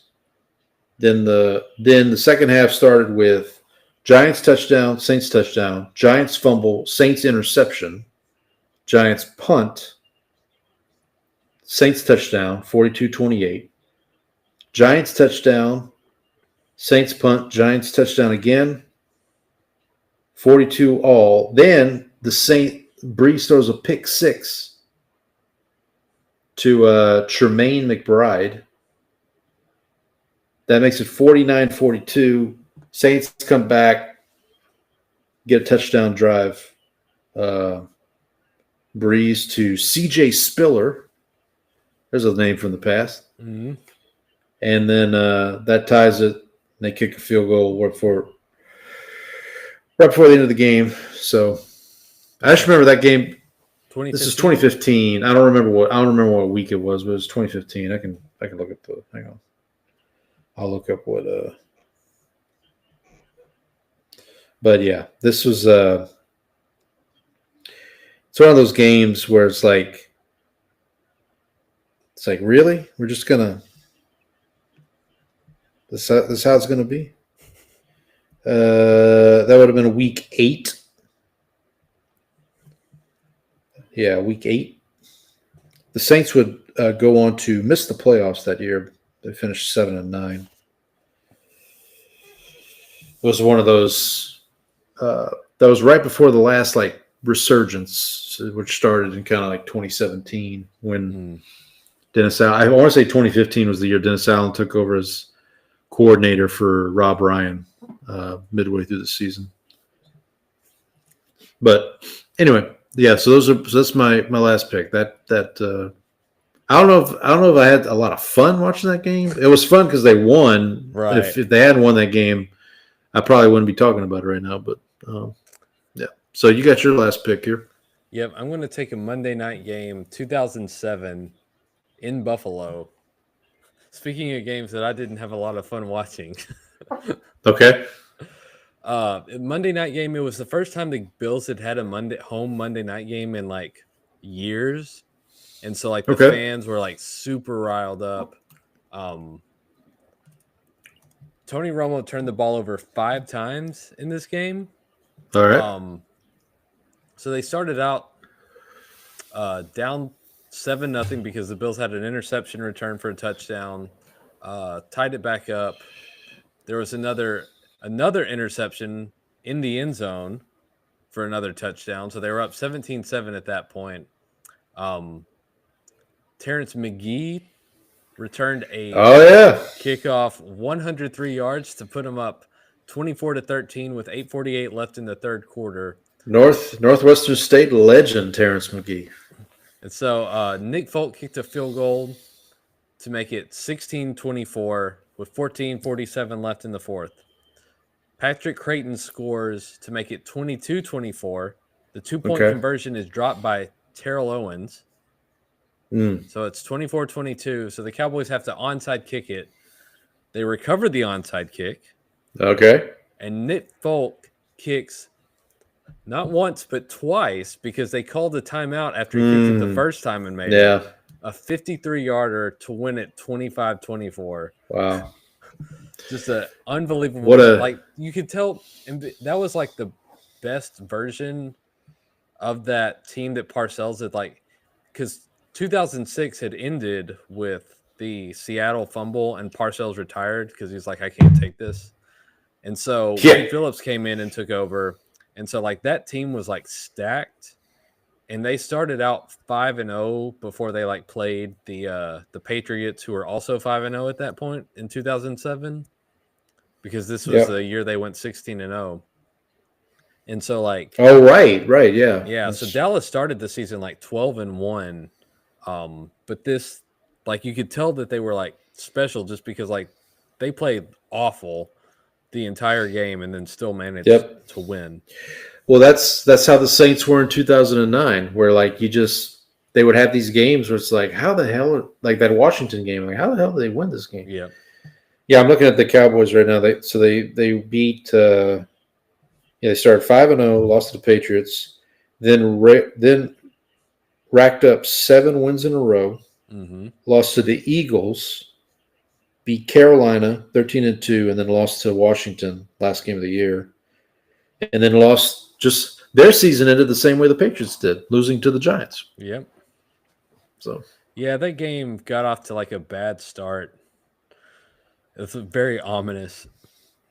The playoff game. Yeah.